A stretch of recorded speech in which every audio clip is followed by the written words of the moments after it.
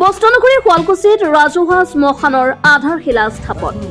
পশ্চিম শুৱালকুছিৰ বাঘেশ্বৰী বৰ্ডিং তুলীয়া ৰাইজ গৈৰহৰ শ্মশানৰ আধাৰশিলা স্থাপন। আধাৰশিলা স্থাপন কৰে মুখ্যমন্ত্ৰী মহোদয়ৰ বিশেষ কৰ্তব্যৰত বিষয়া হেমন্ত চৌধুৰী। পৰিত্যক্ত অৱস্থাত থকা শ্মশানসমূহৰ লগতে চৰকাৰী আঁচনিসমূহ সফল ৰূপায়ণত স্থানীয় ৰাইজৰ সজাগতাৰ আশা কৰাৰ উপৰিও পুনৰ নিৰ্মাণৰ কথাও উল্লেখ কৰে। উল্লেখিত শ্মশানখনত ৫ লাখ টকা অনুদান ব্যয় সাপেক্ষে নিৰ্মাণ হোৱাৰ লগতে এই শ্মশানখন সম্পূৰ্ণ হৈ উঠাৰ পিছত কেইবাটাও অঞ্চলৰ বহুদিনীয়া অভাৱ পূৰণ হ'ব বুলি কমিটিৰ বিষয়ববীয়াসকলে জানিবলৈ দিয়ে।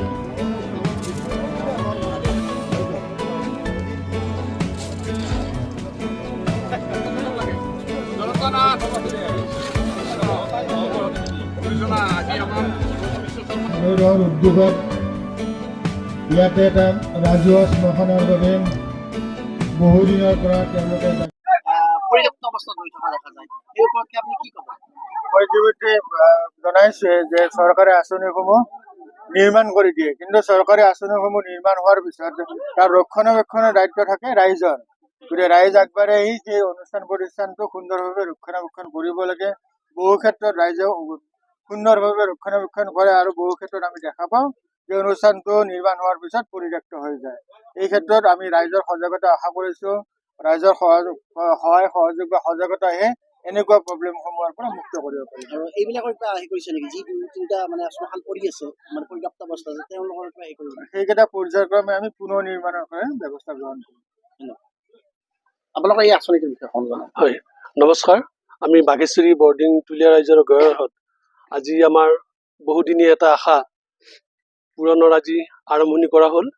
এই আৰম্ভণিটো কৰিলে আমাৰ মাননীয় মুখ্যমন্ত্ৰী মহোদয়ৰ বিশেষ কৰ্তব্যৰত বিষয়া মাননীয় হেমন্ত চৌধুৰী ডাঙৰীয়াই আজি আমাৰ বাঘেশ্বৰী বৰ্ডিং শান্তিটোল এই সমস্তখিনি ৰাইজৰ কাৰণে সুবিধাৰ অৰ্থে আমাৰ ইয়াতে এখন শ্মশানৰ আজি আৰম্ভণি কৰা হয়। খুঁটা পুতা কাৰ্যটো আজি শুভ উদ্বোধন কৰা হয়। সেইখিনি আমাৰ সমস্ত ৰাইজৰ জ্ঞাতাৰ্থে গোটেইখিনি ৰাইজ আজি ইয়াতে একত্ৰিত হৈছে। গতিকে সেইখিনি আমি সুন্দৰভাৱে আমি সমাপন কৰিলোঁ।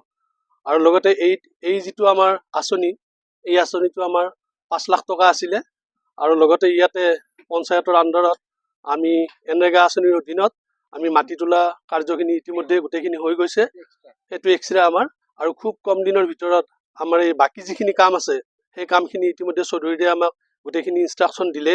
গতিকে সেইমতে আমি সম্পূৰ্ণ কৰিবলৈ আমি চেষ্টা কৰিম।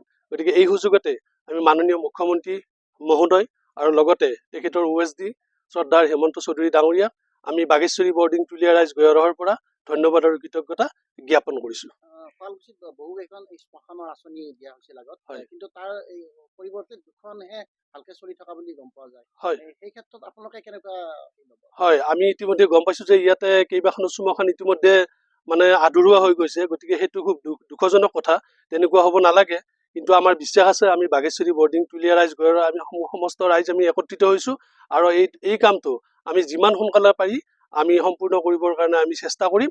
আৰু সেইটোৱে যাতে আমাৰ এই সমস্ত বাঘেশ্বৰী বৰ্ডিং ৰাজগড় গোটেইখিনি ৰাইজৰে উপকৃত হয়, সেইটোৰ প্ৰতি আমি সম্পূৰ্ণ লক্ষ্য ৰাখিম। পানীৰ ব্যৱস্থা থাকিব? হয়, গোটেইখিনি ইয়াতে ব্যৱস্থা থাকিব। আৰু লগতে শ্মশান সৎকাৰৰ বাবে এজন আমি ইয়াৰে স্থানীয় ল'ৰা এজনক নিয়োগ কৰাম। আৰু আমি গোটেইখিনি প্লেনিং কৰিছোঁ, পৰিকল্পনা কৰিছোঁ। সেইমতে আমি আগবাঢ়িম। ঈশ্বৰৰ সহায় হ'লে গোটেইখিনি কাম আমি নিৰ্দিষ্ট সময়ত সম্পূৰ্ণ কৰিব পাৰিম।